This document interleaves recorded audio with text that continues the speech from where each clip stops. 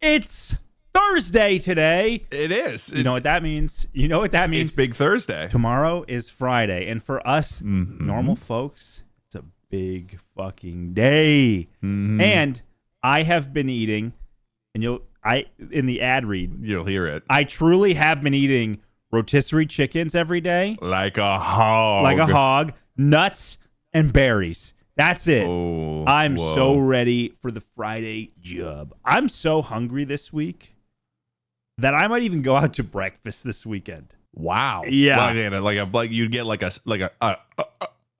stack of flapjacks, perhaps? Yes. That changes the whole experience. When it's called a flapjack, not just a pancake. It takes it up to here. There's something sloppier about when you got a stack of flaps. I like to think of flapjacks as coming from the North Woods. Oh, yeah. And you know they're pancaking well up there. Yeah, like when I think of a flapjack, I think of a little cartoon character with a stack a little bit too high for their britches, and they walk over to like a pine tree and they turn a little maple hose syrup straight from the tree. God, I wish maple syrup came straight from the tree like that. I would have never left. Maple syrup as a concept was the make or break. And you're like, this is great, but if we could just get it right from the tap, I'd stay. Well, no, the winters were pretty tough. And I asked the whole Northeast, I was like, well, how is maple syrup made? Does it come straight from the tree out of a tap? And they were like, no, it's an excruciating 40-to-1 boil process that's going to take months and be so much work for a drop. And with that, I said, I think I want to go to a city that imports its water. So I left to Los Angeles. Let's take it easy.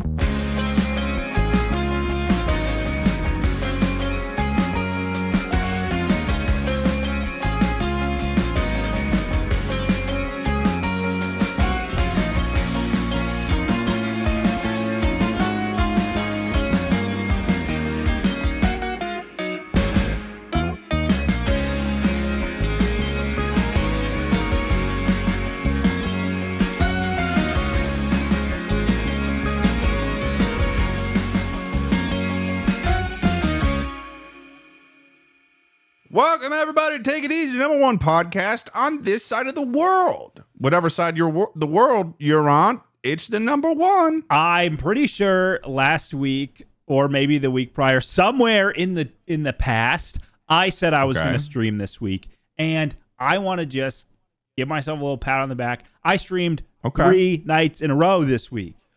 Wow, the people were eating well. I haven't been eating well. It was fun. We played Resident Evil 2. Scary. Scary? Spooky? Scary. I thought you finished Resident Evil 2. I'm home alone. I'm looking over my shoulder. I'm like, what's that noise? Yeah, you're also in a cottage, which is like number one. This house is older than me. Yeah, no, that whole house is definitely, it's older than me too. It's older than both of us combined. I'd say it's older than half the states in this country. Honestly, probably, yeah. Yeah, it's from like 1850. It might be older than this coin I've got. You got an old coin on you? Yeah, I got an old coin on me. You want to see my old coin? I was carrying around a silver dollar for years. But then someone pointed out to me, this was embarrassing. I'm actually going to tell you an embarrassing thing that you don't know. So I have a leather wallet, or I still do, but separate wallet back in the day, rest in peace. And I had been carrying around a silver dollar in my wallet for years. I mean, it was like that big. They're pretty big. And so with the wallet in my pocket and stuff, it wore the leather to like a circle on the outside of the leather. And one day, Emma's parents, I was like, oh, yeah, there's my silver dollar. And they're like, oh, we thought you had a condom in your pocket, in your wallet. Because that's embarrassing. I was like, oh, that's what you thought? That's horrible. This whole time? This whole time. I'm like, it was a silver dollar. Because it was the exact same size circle. It was really embarrassing for me. Dude, they were calling you Quick Draw behind your back. He's ready to go at any time. Quick Draw? I was ready to show anybody my silver dollar. Dude, that's probably why they were so worried about you. I don't know. But, I mean, hey. How long were you doing this for? Was this before you guys were married? Yes. Dude, that's why they were worried. That's why they were worried. That's why they were worried, because they'd meet you and they'd be like, This motherfucker's carrying around a condom in his pocket at all times. They are going to deflower my daughter. A friend gave it to me randomly in the Marine Corps, which was so weird. I was like, seriously, I can have this? Because it's like $25 worth of silver. Right. And I was just like, I'm going to carry this around for the next 5 years. And it was embarrassing one day when I was like, oh yeah, this is my silver dollar. And there. Are you ready for me to show off my old coin? Oh yeah, let's see it. I'm gonna do a thing never before seen on the podcast with this camera. Okay. Whoa. Okay. Behold. What is that? This is my old coin here. Oh, flip it over. It's like a Roman coin? No, it's not a Roman coin. It is a its origin is Mexico. This is a coin from 1783. Whoa. That's in great shape. It is. This is a coin from 1783. It was the origin of it was from Mexico. It's got Charles III on there.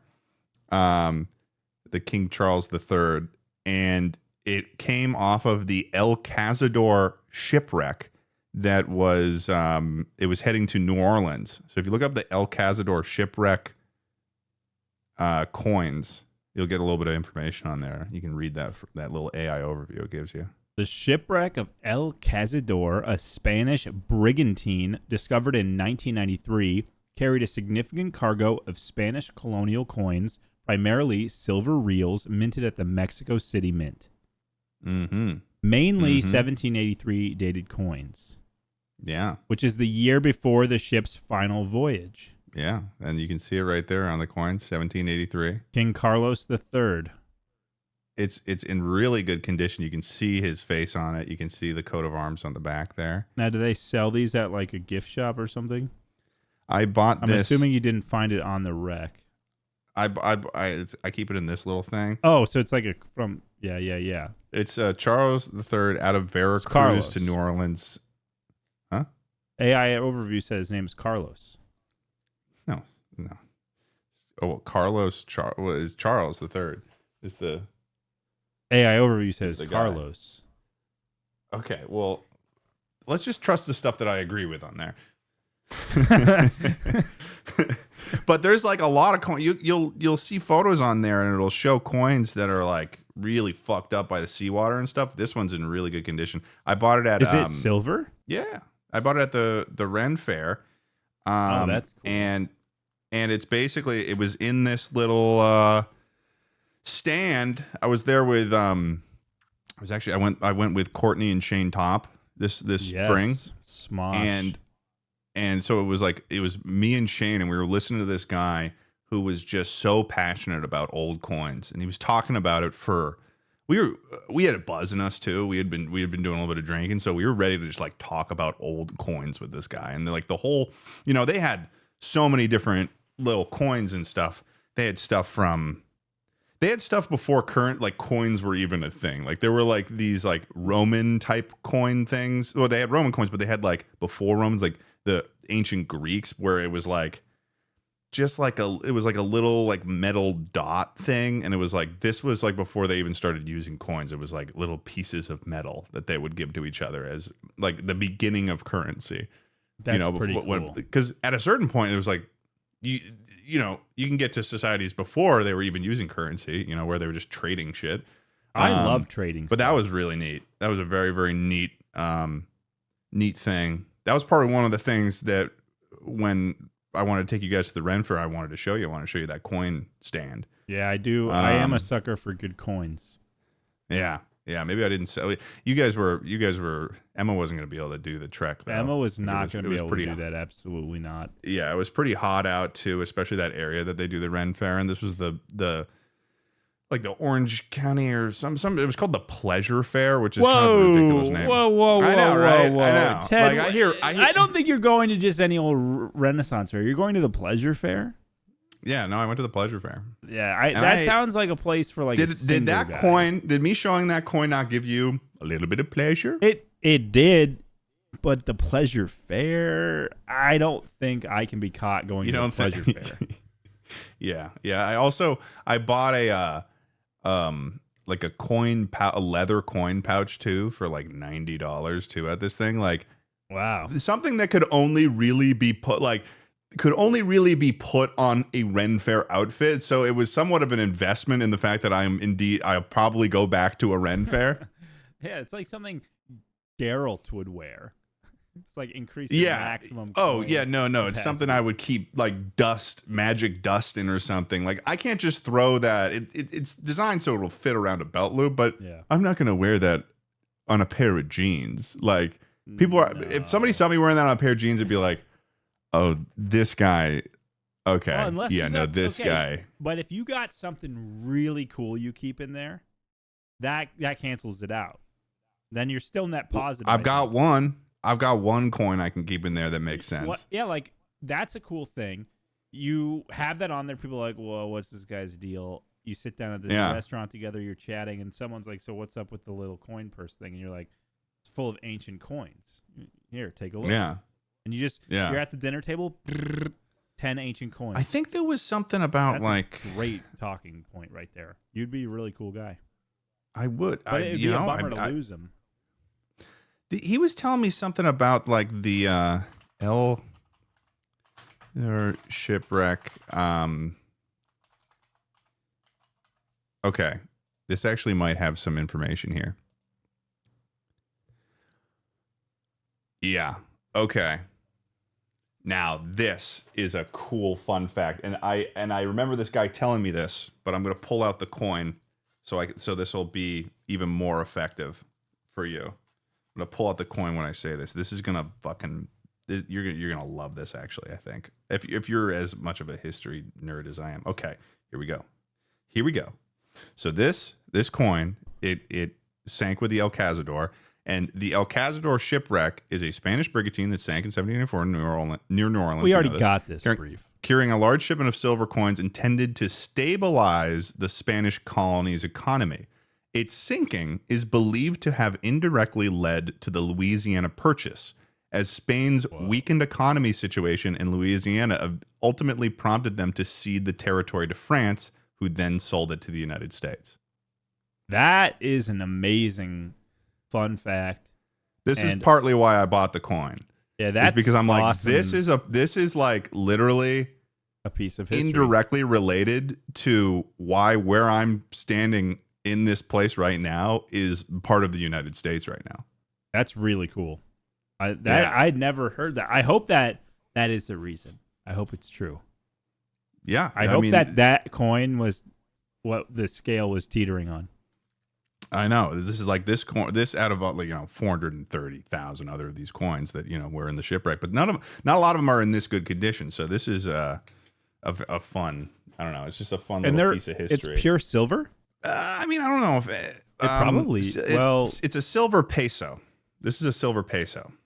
I don't know what the funny enough too. The shipwreck was discovered in 1993 by the fishing trawler Mistake. How much was this coin? It was like $100. Wow. I wonder, is it pure silver? Because you could probably get $20 or $30 for that. Well, no. I would make negative profit off of the coin. That's what you're saying. Well, you'd make money. I feel like the silver, history behind the history behind the coin, though, that adds like value. You know what I mean? Oh yeah. If you were paying just for the silver, I think you got ripped off. Yeah, no, I wasn't paying just for the silver. I was paying to be able to tell that story that coin was on a shipwreck. You bought it for content? Content in the terms of like being able to tell that story to people. If I'm having a conversation at a dinner. Story. See, now if you keep it in the pouch, that's just one of many stories you could have in the pouch. So then I carry that around and I say, "Oh, you're interested in my pouch? This is actually my pouch of 1,000 stories." Yeah, you could keep good stories in there. different little things, coins, gems. This episode is sponsored by Mint Mobile. I've had a great summer so far, and it's not over yet. I still have big plans coming my way. Big. You know what doesn't belong in your epic summer plans? Getting burned by your old wireless bill. Easygoers, say goodbye to your overpriced wireless plans, jaw-dropping monthly bills, and unexpected overages, and hello to Mint Mobile. All plans come with high-speed data and unlimited talk and text, delivered on the nation's largest 5G network. Use your own phone with any Mint Mobile plan and bring your phone number along with all your contacts. With Mint, you can get the coverage and speed that you're used to, but for way less money. And for a limited time, Mint Mobile is offering 3 months of unlimited premium wireless service for $15 a month. So while your friends are sweating over data overages and surprise charges, you'll be chilling, literally and financially. Emma and I are still on our parents' family plans, and since we're about to have a family of our own, it seems like it's time to do the adult thing and get our own plan. And you know what? We are definitely signing up for Mint Mobile when that time comes. And that way we'll have quality coverage for a fraction of the price. This year, skip breaking a sweat and breaking the bank. Get this new customer offer and your 3-month unlimited wireless plan for just $15 a month at mintmobile.com/takeiteasy. That's mintmobile.com/takeiteasy. Upfront payment of $45 required, equivalent to $15 a month. Limited time new customer offer for first 3 months only. Speeds may slow above 35 gigabytes on unlimited plan. Taxes and fees extra. See Mint Mobile for details. If you're ever looking to get me anything, and this goes for anybody listening, I would love a collection of like rubies and sapphires and emeralds, like, you know, all like that size. Yeah, like you and everybody else would love a collection of rubies and sapphires and emeralds. Like, yeah, I'd really love for my birthday sometime just a treasure chest full of gold and silver and gems. Well, I recently was like, oh, you know what would be really cool is if I could open up my safe and I had like gems in there. Like, you know, I'd like, it'd just be cool to have gems. So I went and I looked up these gems to see, you know, what are we talking about here for price? And I was really disappointed to find out that they are incredibly expensive, and I will most likely never own one. Well, here's one way that you could own a gem. I saw this person on TikTok that was doing their own little road trip, and they were in Montana. And what they were doing in Montana was they were just basically, I think it's like you spend like $40 a bucket, and you can do this thing where you just look for sapphires amongst this, like, this mine or something that has like, people can just come and you can just go looking through with little tweezers for sapphires. And there was someone, I was looking in the comments, and there was like, oh, my friend did this, and they found like a sapphire that was worth like $5,000. $5,000. Well, it's like kind of like a different version of gambling in some ways, I suppose. But you'd have to. There's like a store in the town that it happens in where you can go and you can get all of like the raw sapphires that you find appraised. Okay. And then you can pay like some money to get them cut, but you'd make a profit off of them in some shape or form if you know. So right now I'm looking at this 3.5 carat emerald, right? Which is almost as big as they get on this website. No, that can't be right. That can't be right. It can't be. Surely not. Hold on. Let's see how big I could purchase an emerald for. Oh, wow. This is going to be interesting.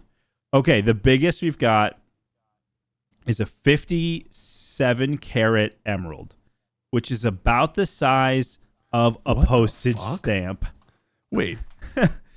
And oh my gosh, guess the price, Ted, before you said a postage stamp size emerald. It's probably the thickness. $150,000.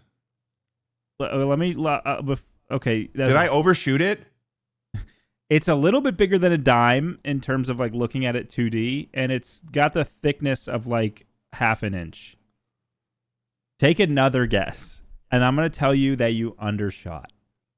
This is what I was envisioning when I was like, I'd like to have gems. Like, you know, like gems you can hold. Okay, like $500,000. It's almost $3 million.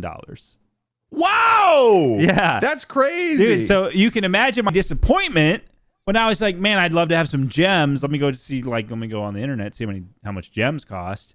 I was like, what the fuck, dude? I don't have $3 million to blow on an emerald. Man.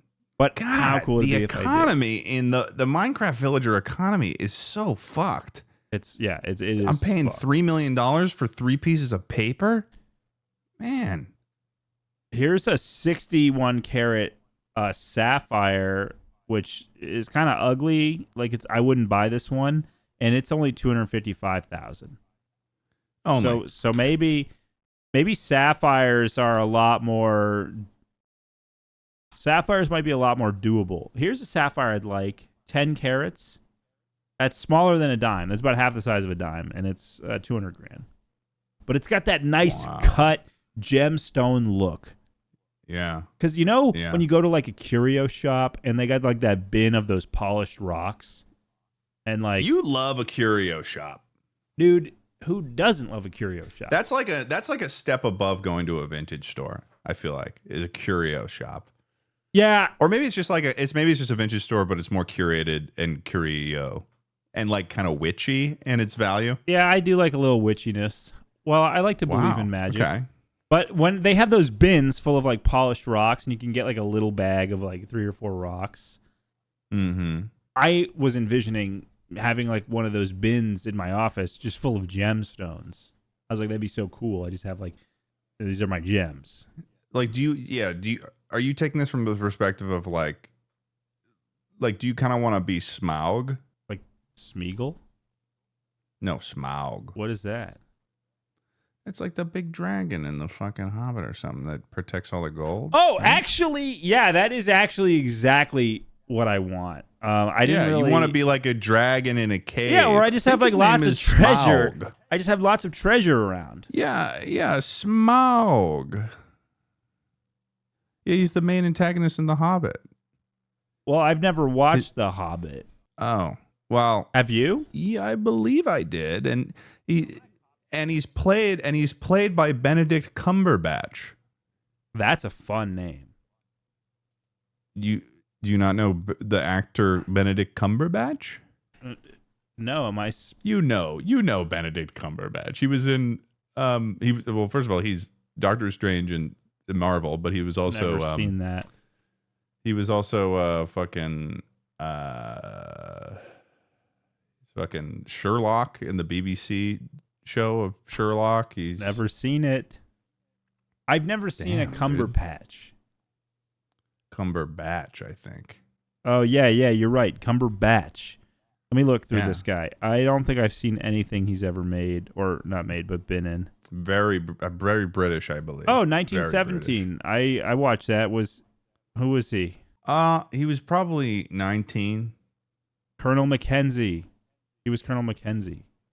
Wait, he was 19? I don't know. You were like, he was in 1917. I was like, which one was he put? I was like, probably 19. Have you not seen 1917? I actually haven't seen 1917. Whoa, as a film student, you should watch that. I don't think. Yeah, I haven't seen a Nora either. 1970, first off, is a great war movie about World War One. Mm-hmm. It's set in the British Eye, and it's done as if it's all one shot. Oh. Like the camera never breaks. Like obviously they're breaking it, but they're doing it incredibly well so that it's just one long take. Oh, nice. And yeah, it's very good. It's super cinematic. It's raw. I really like it. I could watch. It's just like a very visually. Yeah, I'll have to check it out. Oh, you know what? He was also in. It was another war movie. It was oh my god, the something game. You know, the one about how they were cracking that code that the Germans used. I know what you're talking about, but I don't know. I haven't seen it. It's called, well, the movie's called The Imitation Game. Oh yeah. But it was like trying to crack the Enigma machine, which was what the Axis powers were using to encrypt their communications. We were just using Navajo. We were. Yeah. Which is one of the that's a cool little fact about World War II. Although I think like as far as World War II history, if you're like into World War II, that's not that niche of a thing to know. But if you're like a regular person, that's a cool little fun fact. Are there any Navajo code talkers alive still? Or I think it was something. Maybe I think I saw something in the news where the last one died or something. If there is one left, you've got to be like really 100. Fucking old. And yeah, there's still a AI overview. Yes, there's still a few living ones. A few. That's really crazy. Wow. Only 2: Peter McDonald and Thomas Begay. Wow. That is a really, really cool job. They were just speaking in Navajo, which was such a niche language on the planet that was so far removed from Japan that there was just no way for them to figure out what they were talking about. Like, what a simple way to go about. Well, yeah, code. I feel like that would be. What's funny is that would be much harder in today's age, with the internet and stuff, or like, I mean, fucking AI or something like that. But like back then, it was like, how the fuck are they going to find like in Japan? How the fuck are they going to find information on how to translate Navajo, especially with how, like, I imagine that Japan was probably a little bit more isolationist back then too than it is now. Well, until they bombed Pearl Harbor. Yeah. Right. No, I recall. Yeah. I recall that's something they did. Modern encryption, from my personal usage, is a pain in the fucking ass. It was always a problem. Because we would encrypt the radios. Because they have encryption stuff, and it was such a pain in the ass. They're always breaking, they're always out of sync, because all the radios had to be synced on the same like global time. So they knew, because it would use like frequency hopping. So it's like constantly jumping through frequencies, and you have to be able to, like, all the radios to be synced within like a second or two of each other to like be hopping together. Right. Yeah. But there's a lot more to it.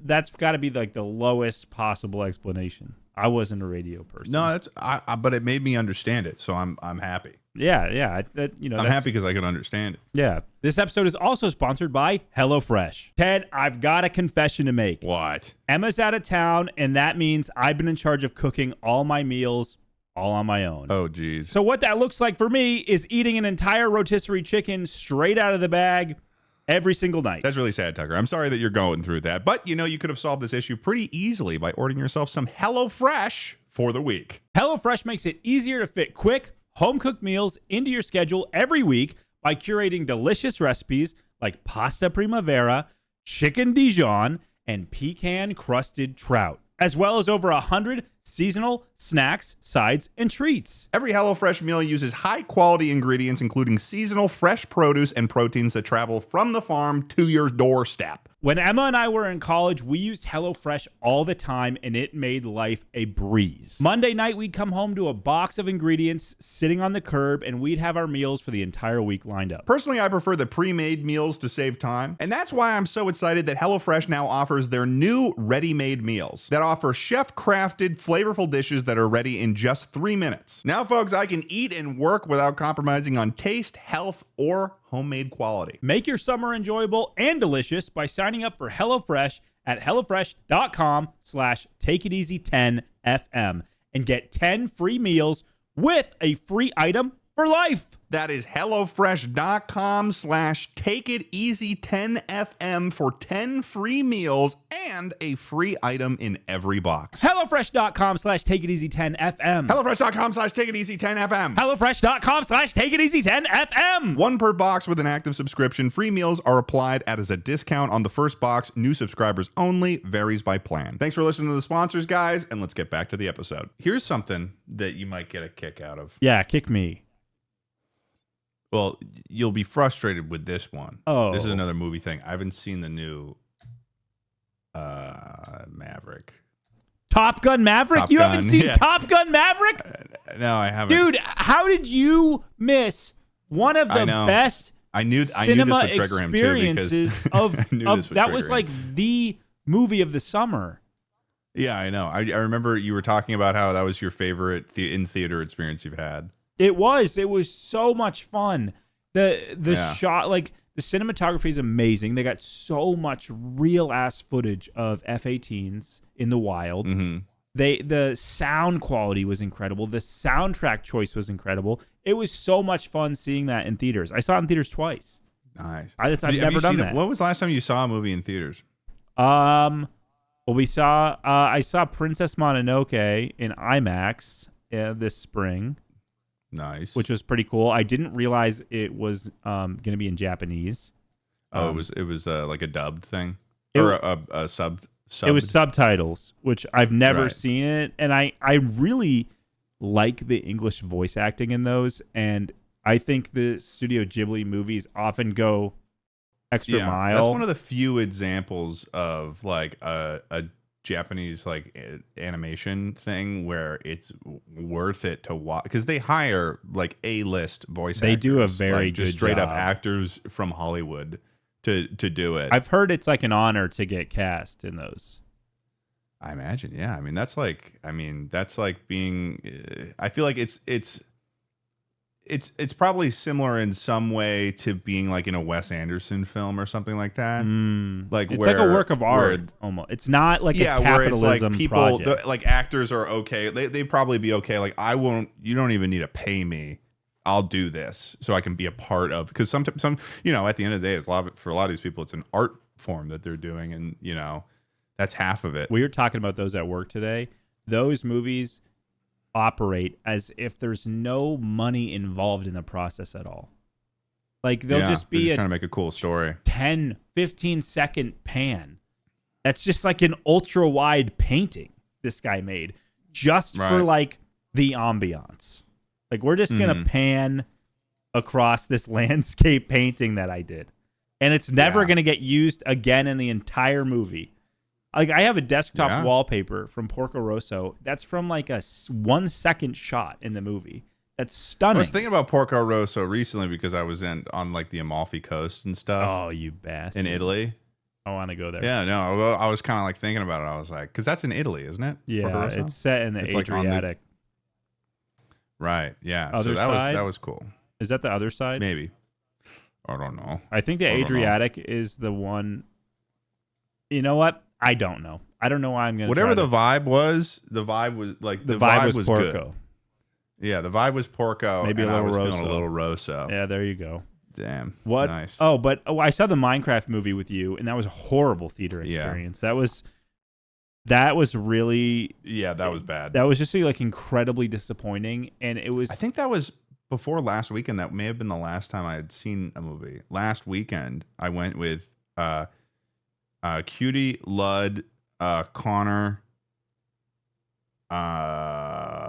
fucking Cutie, Lud, Connor, like a whole bunch of other people, Maya, Higa, who I think that we should have as a guest because I feel like you guys could talk about animals forever. I was hyping you up to them. You were. Well, about you guys would have a great conversation about animals, and I feel like I would be able to just step back and just like listen to you guys chat about animals, and I feel like that would be a phenomenal episode. I could do that. Because I was telling her, because what I was telling her this last weekend, I was telling her about you, and I was like, his favorite thing, he doesn't like pets, he likes wild animals, and she was like, respect. It's true. It's true. Yeah, This week, she was really about that. Bird update for you. I saw, once again, I saw a Scarlet Tanager. That's 2 this summer. That's 2 my entire life. I'm on a hot streak. I think it's my favorite bird. It's really so striking. It looks similar to like a lot of birds that exist. Excuse me?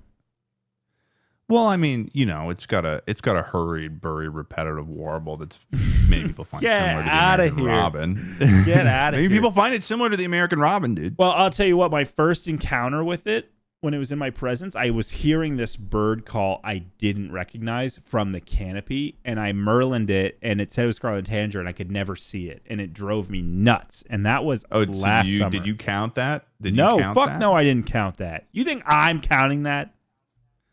I don't know. I run a tight ship over here.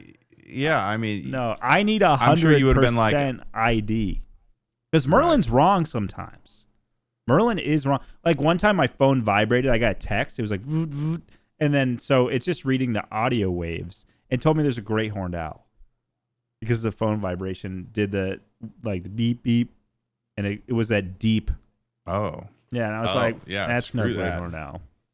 But it's pretty good. It's pretty good. But yeah, I finally saw one this summer, and I just saw my second. So I'm buzzing this week. I'm just buzzing. Oh yeah. So you've been in the presence of one 3 times as you know of. Yeah. potentially. Yeah, probably more without knowing. But yeah, they're a canopy bird. So they're hard to find.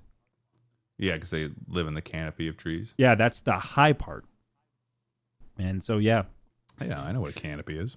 So it's for some what a of our, canopy it's for some of our, our lower part of our audience, Right. The bottom third of our audience. When I was in San Francisco, Yes, how was that? They've also got a parrot population in San Francisco. Is it native? No, it's like it's kind of like New York. Oh yeah. Well, I figured San Fran's got a little bit better weather than New York.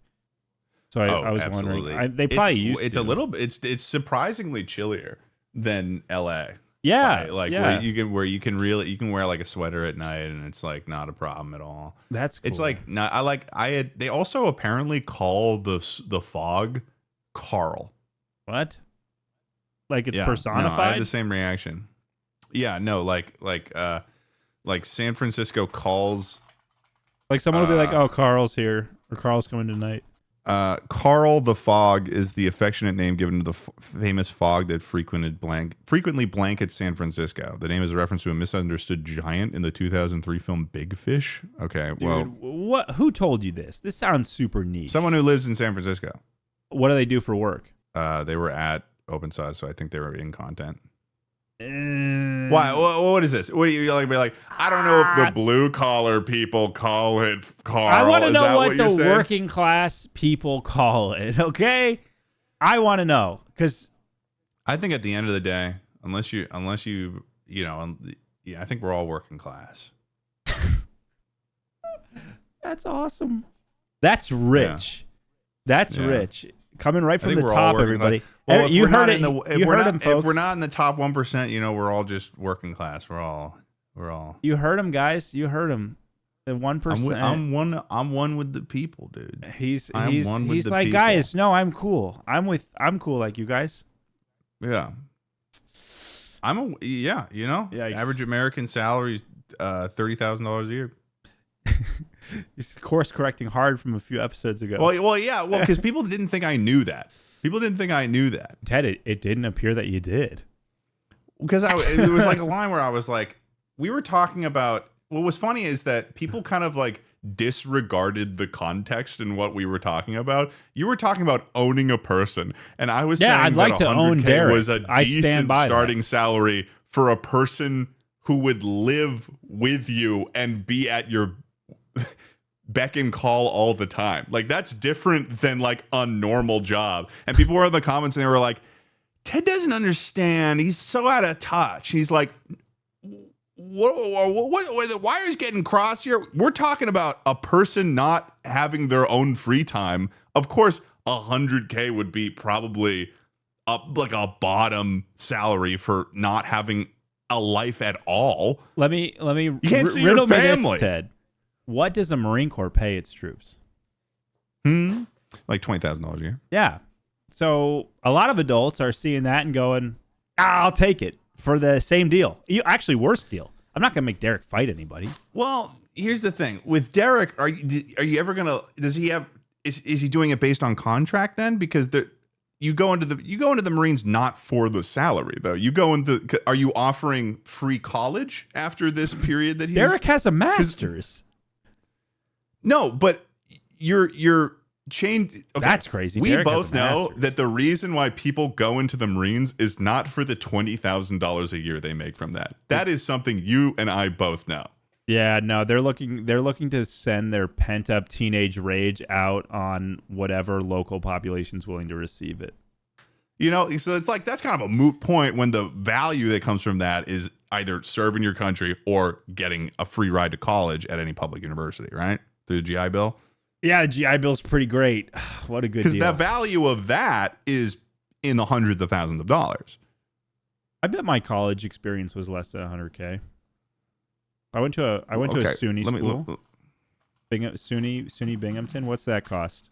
It's probably not that much. I'm looking it up. Ted's on it. I think Derek would. I think if we did in 1 year iterations, I think that there's a good chance I could sell both him and his wife on a full-time live-in position for 100. If you were paying the out of state tuition for 4 years at your college, it would have been $117,000. Okay, I lived a mile from campus, and I paid New York taxes though. Yeah, I'm wondering how this I'll tell you this. I definitely paid New York taxes. New York bent me over and said, "Oh, I hope you enjoyed your stay." I guess the application of this is when you go to a school, a lot of times like these in-state and out-of-state is based on like a student who hasn't like moved out of the house. Should we call Derek and just say, hypothetically, if I were to offer you $100,000, would you come live with me for the year and just kind of be like my guy? So that's a new piece of information. The year? Yeah, let's do a 1-year stint. That changes things. Now it's starting to become a little bit more reasonable. Now I'm like, okay, maybe someone would that's like something I would probably do if I was in like a year, $100,000 for a year. What were you gonna say? If you were in college? Well, no, like Derek's about to turn 30. Right. Okay. He's also got a child. He has 2. But that could be big. That could be big for the family. Yeah, they've just bought a house like last year.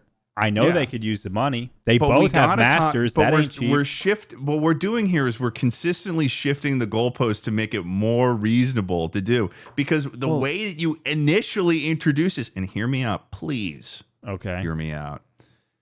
Is that it was like there was no sort of estimation of when this tenure would end under you. It was like, you're just getting that money, but do you not get to live your life ever? Do you get to see your family? Like, well, I'm a nice guy, right? And I like Derek. Okay. So there'd be like a mutualism going on, right? Sure.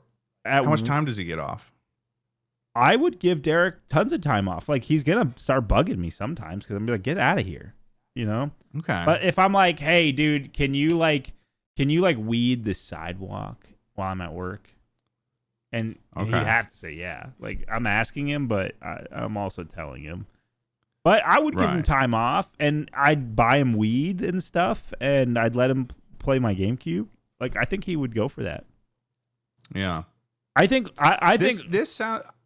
I wonder what this is sounding like is something more akin to a regular job. It's just living with me. Like, it's just living with me, and sometimes you do the stuff I want you to do. I'm not crazy. Okay. Like, okay, I'm not going to be like a dictator all of a sudden. When you first introduced this, it was basically sounding like you just wanted a slave that you paid $100,000 a year. Well, I do want him. I mean, calling it a slave is extreme. But I do want him not to. Can he ever say no? If it's funny. Like, if he can make me laugh, he can push back. What? So he's kind of like a jester that does everything you want. Yeah. And the only way he can get you to... Yeah, like, it would be chill, though, dude. It would be chill. I'm a good guy. We like to hang out. You know, if he wants to be within the illusion on the job, like, I'm not going to care too much. Because he's going to be. I wonder how much, like, for really rich people, those... Yeah, lots of rich people have these. But now we're getting towards, like, when we start clarifying it, now it's like, okay, now this is becoming a real job where they have time off and they can live a life that isn't, you know. Some people, like. What are those, like someone who's, like, they work the yard and stuff, but it's, like, kind of like they just keep everything nice and they kind of like live on the proper groundskeeper. That's a good one. Yeah, I would kind of like a groundskeeper, but I also want to do, like, a lot of the landscaping, but it's more like I just don't want to weed. I hate weeding. I mean, everybody does. That's why I have Derek. And I just, like, if I could be like, dude, if you could just, like, deep clean the kitchen today while I'm at work, like, give it a good hour, and then you can just do whatever you want. I would love that. That's what I'm looking for. So now that we're putting this more towards we're breaking this down.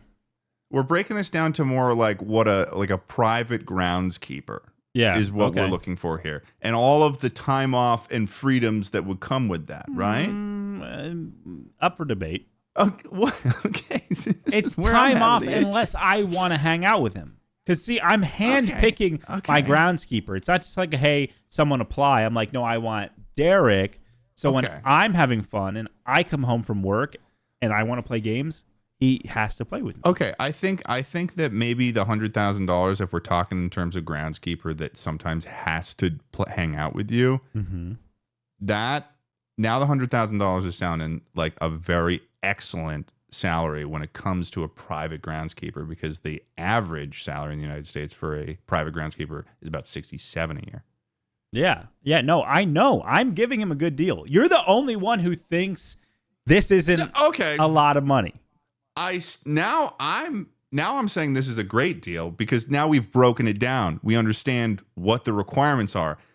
When we started this, it seemed like they just couldn't leave and they didn't have any freedoms. He's still not going to have freedoms. You also started at $100K and you upped it over the course of last conversation to like $300,000 a year, if you remember. I would love to pay Derek $300,000 a year, but it's just not in my budget. But it's like I think I could get him for 100 though. I think I could get him on for 100, and maybe he lets me win at Smash a couple times throughout the year, and we up it. Because 67, that's enough for a single person to live in most places in the country. Indeed. A year. But 100K. That starts to be that's LA money, right? Now you can DoorDash a little too. Yeah. And you can a little DoorDash here and there. Derek wouldn't be allowed to DoorDash though unless he's getting it for me too. And I'm not paying for it. It would have to be like you got to do it. I don't want to pay for that. I can't afford that. Does Derek's wife have a job? Like in this fantasy or in reality? And the fantasy, he goes off to do that. What's his wife going to do? Is she also going to work? Probably just take care of the kids, I imagine. And if he's making $100K, she might not have to work. I think we could get him. Okay, I'm satisfied now. I approve of this. He's about to be streaming like full time. Or no, I don't know why I said full time. He's about to be streaming like every night.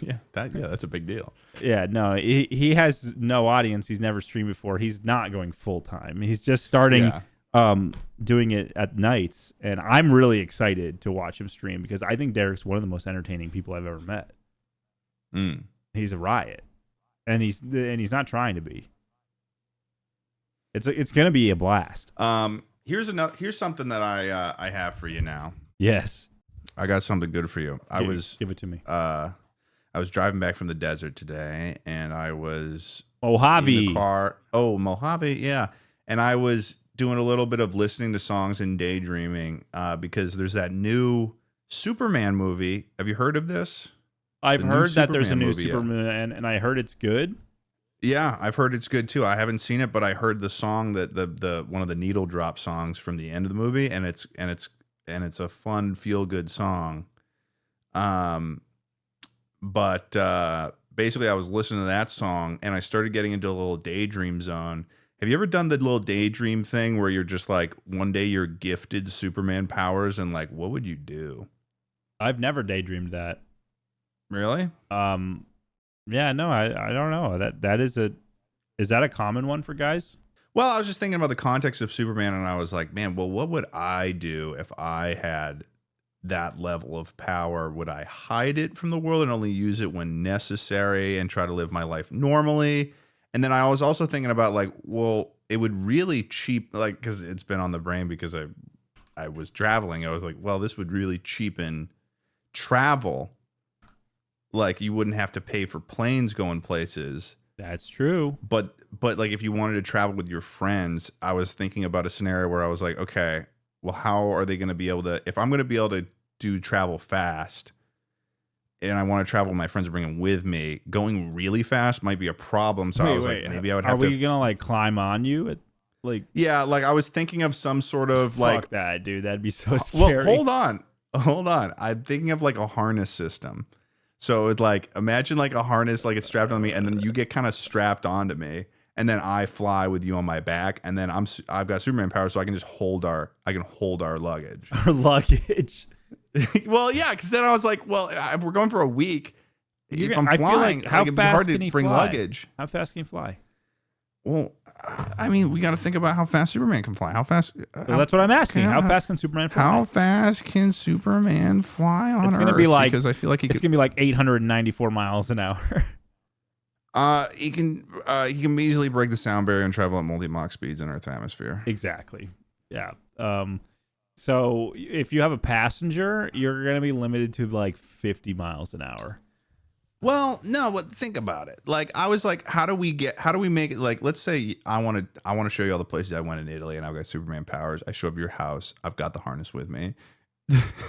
The harness. I've got the flying harness. That's actually a terrifying thing, because a superhero shows up with a harness, and they're like, "Yeah, we're going," and you can't. No, I'm your friend. You know me. Okay, but if you say lots of things I don't want to do. So what if I don't want to do it? I physically would not be able to stop you at that point. Like, you could just take me into the sky against my will at that point. At that point, you're a super villain. No, but okay, sure. But like, I normally have some strength on you as well, and I don't misuse We like to call it leverage in the family. Yeah, you like to call it leverage. In the family, we like to call it leverage. Yeah, you like to call it leverage.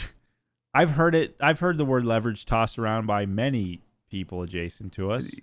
I feel like it's like you say it so much that it becomes the term. It's kind of everyone's like, oh yeah, he's like, Ted's got leverage. Ted's got leverage. Ted's got leverage. He's got leverage. That's what everyone says. This is you. You're talking about you. What you're saying. Ask any of your LA friends, about how would they describe your like general power, and they'll go, well, you've got leverage. They'd say. No, they're going to say they'll say I'm strong. They're not going to say I have leverage. That's not something that they're going to say. Hey.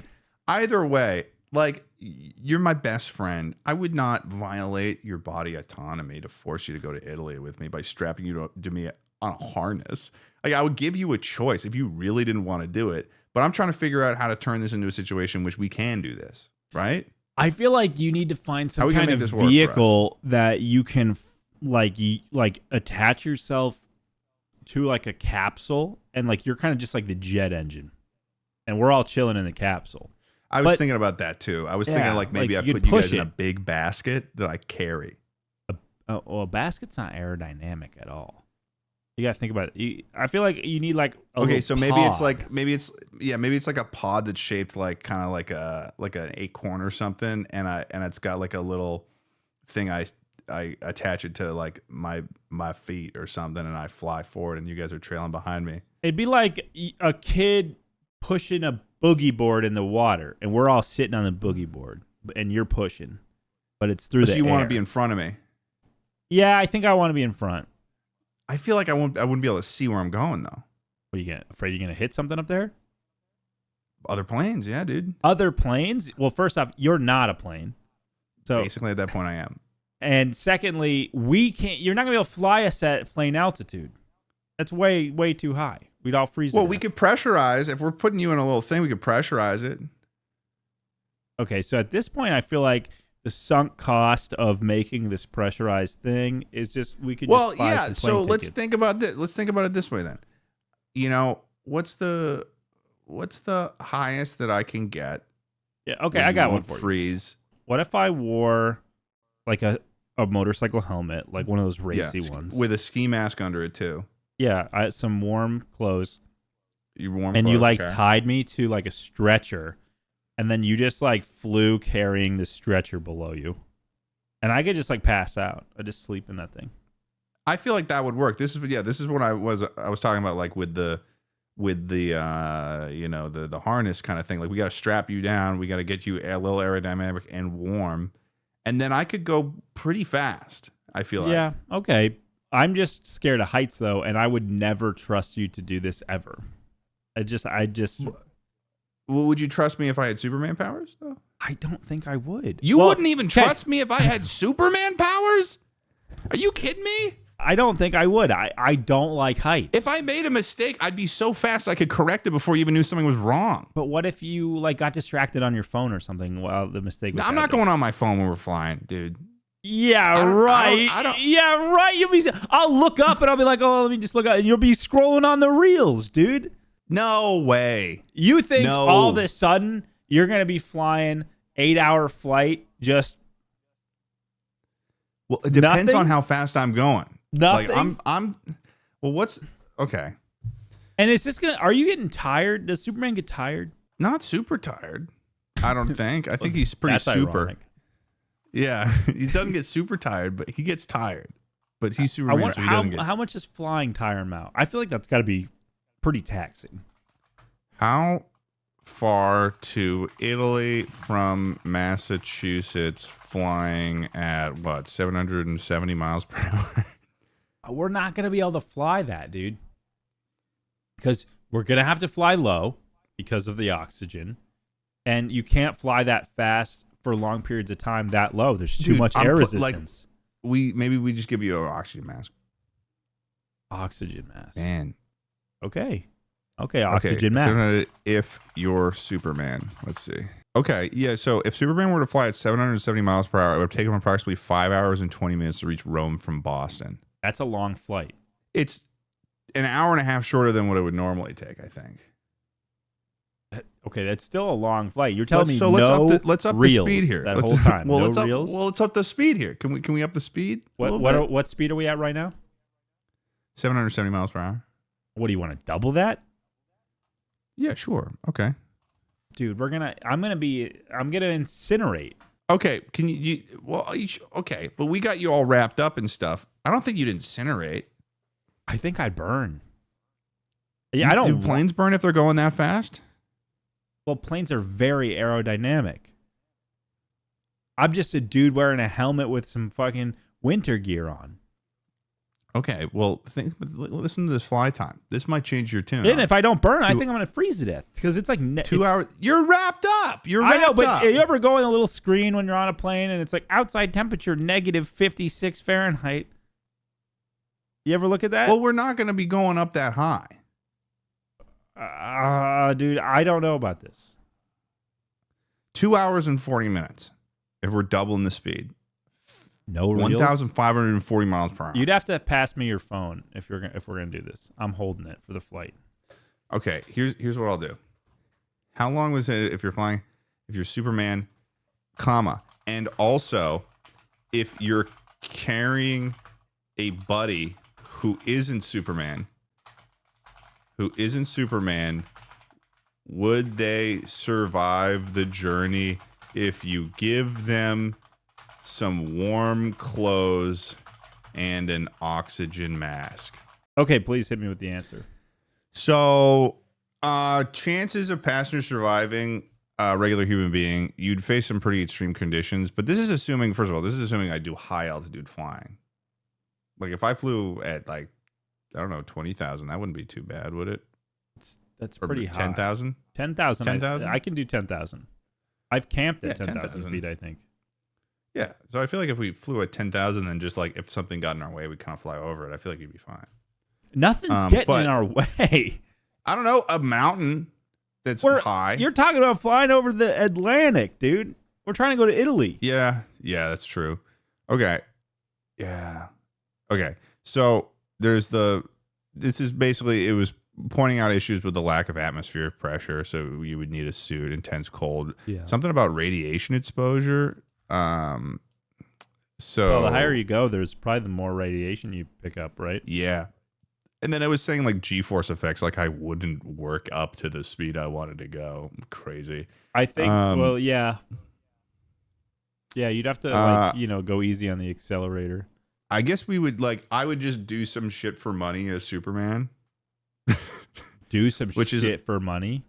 Yeah. Like what? Like save people or something? I do a couple of speaking things. Oh. I do a couple keynotes. They'd pay me some money. Then we'd invest that money to get you a high, a full body pressure suit designed for extreme conditions. Okay. And then I feel then it would be easy because I just and we put some bars on it. I grab. Yeah. Yeah. So see, I just feel like I'm going to die in this. I'm going to fall, I'm going to drop or fall or combust. We just did all this work to figure this out. I know. For and then you, I and think everyone on the internet is going to be like, these rich fucks. Look at these people. What did they think was going to happen? It's going to be like when that Titan sub imploded. Be like, dude was trying to fly like Superman. What do you think was going to happen? That's what I'm afraid of. It's not even the death; it's the shame. Well, we'd work up to it. We'd get you in that pressure suit, but then we'd work up to it and see what's possible. Yeah, maybe. Okay, how about this? I agree Or to go I up do some testing with criminals that deserve to die. Okay, now we're talking. I do a lot of testing with criminals that deserve to die. The suit, I bet it's like, imagine like a space suit, but you got a cone on the top. Yeah, for like no drag. No drag. And once I do all that testing and stuff, then it's like one of those things where it's like you and I, when we want to go do something, I can hit you up and be like, hey, what's up? We're getting your pressure suit. Let's go get a drink in Ireland. And you're like, yeah, that does sound pretty fun. I'm over there. I go my normal fast speed. I get over there. And if we work on this enough, we could get, I bet it could be like a thing where eventually we could just have like a pod that you could just walk into with a door that's really aerodynamic looking that I just need to grab with two handles. And then I could go like as fast as I need to with that. If you can get us to good bars. TV in there too. A TV? Okay. No. CRT. In the pod? You get me a CRT in the pod. Can I bring my servant? It would have to be like a separate pod. Probably. I have this guy that works for me full time, and he actually lives with me. And if I can bring him in the pod with me, then I'm game. You think that after we did all this testing that he deserves pod time too? I can't leave him behind. I'm paying him to work for me. Well, we're just going to get a drink in Dublin, and I'm taking you right back, and then I'm heading back to LA. But I like him. He deserves a drink. Okay, sometimes he can come, but the first couple times got to be just you and me. 2/3 of the time I want to bring him. Why do you want to bring Derek 2/3 Who of the said time? it was Derek? The job is open right now. I just want to give it to Derek. Okay. Derek might not take the offer. Maybe. We have to see how it rolls at the first time. Okay? You want a little romantic date situation. You just want to be able to bring me up and hang out with you. Dude, I want to hang out with you is what I want. I want to go out for drinks, have some Guinness in Temple Bar in Dublin one night just because we can. That does sound fun. I've never been to Ireland and I want to go. Yeah. Okay, you can carry me to Ireland. Hell yeah. All right, you want to do the Patreon? Yeah. Let's do the Patreon. All right, we're going to go talk more on Patreon. If you guys want to join us over there, go to Take It Easy. No, patreon.com/Take It Easy and join us over there. It's the best place to hang out with us for extra time. Extra time taking it easy, and we'll probably keep chatting a little bit about this. Maybe Tucker's dreams. I want to hear what Tucker's dreams are. My dreams? Like your dreams for your powers. I had a funny dream this week. And you'll have to let us know. On the Patreon. All right. See you guys next week. Peace.